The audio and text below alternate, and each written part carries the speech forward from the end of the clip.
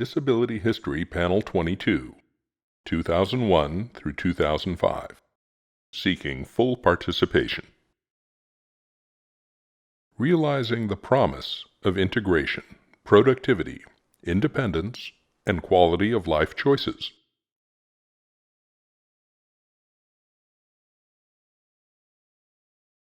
We Watch the City by Chester Finn. We watch the city fall down, but we pick it up. The cost of freedom, we pick it up. Nothing said. We pick it up. We watch the city fall down, we pick it up. Because of freedom, we walk hand in hand. God save America, we pick it up. We watch the city fall down, we pick it up. See the Capitol standing strong. Because of freedom, we pick it up. We are American, we pick it up. Because of freedom, we pick it up. Long live freedom, we pick it up. Long live freedom, we pick it up.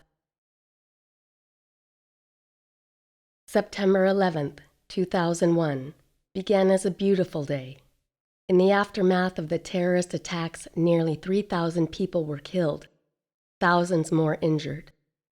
Remarkably, all New Yorkers who received supports through the Developmental Disabilities Service System survived. Self-advocate and New Yorker Tony Phillips spoke for many when he said, "We are here to pick the city back up." Social Viewpoint. Approximately 874,000 full-time equivalent direct support professionals, DSPs, across the United States provide guidance and support to people who need help becoming self-sufficient. The U.S. Department of Health and Human Services estimates that by 2020, the number of full-time DSPs must grow to 1.2 million to support the 1.4 million individuals with intellectual and developmental disabilities with needed residential, vocational, and other supports. Our voices and our votes count. I want you to be concerned about your next-door neighbor. Do you know your next-door neighbor? Mother Teresa.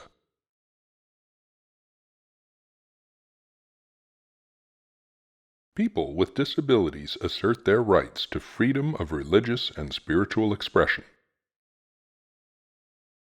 Social Viewpoint. In September 2003, over 200 ADAPT members and supporters marched and rolled from the Liberty Bell in Philadelphia to Washington, D.C., building support for Mi Casa, the Medicaid Community-Based Attendant Services and Support Act. Social Viewpoint. Terry Schiavo collapsed in 1990 from cardiac arrest, resulting in severe brain damage. Within 3 years, doctors said that she was in a persistent vegetative state with little chance of recovery. Terry's husband fought to have her feeding tube removed, honoring her wishes to not be kept on a machine, with no hope of recovery.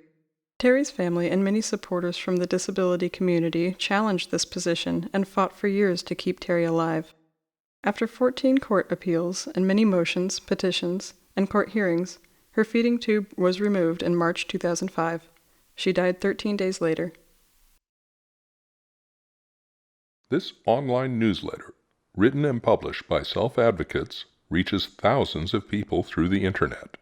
Self-advocacy has entered the digital age. Hurricane Katrina hits the Gulf Coast in late August 2005, causing thousands of deaths and destruction across coastal regions of Louisiana, Mississippi, and Alabama. Federal relief efforts are slow and poorly organized. The Center for Independent Living in Biloxi, Mississippi, is totally destroyed. Social Viewpoint. In June 2002, the Supreme Court reversed an earlier ruling and held that the death penalty constituted cruel and unusual punishment to persons with intellectual disabilities.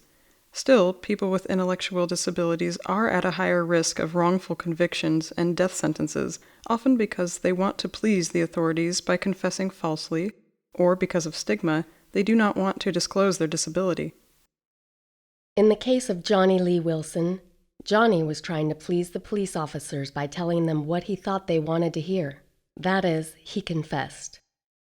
I think that it is important to remember that in trying to please the police officers, you should not say something that is not true or incriminate yourself.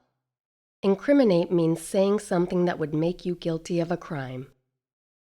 Missouri, people first.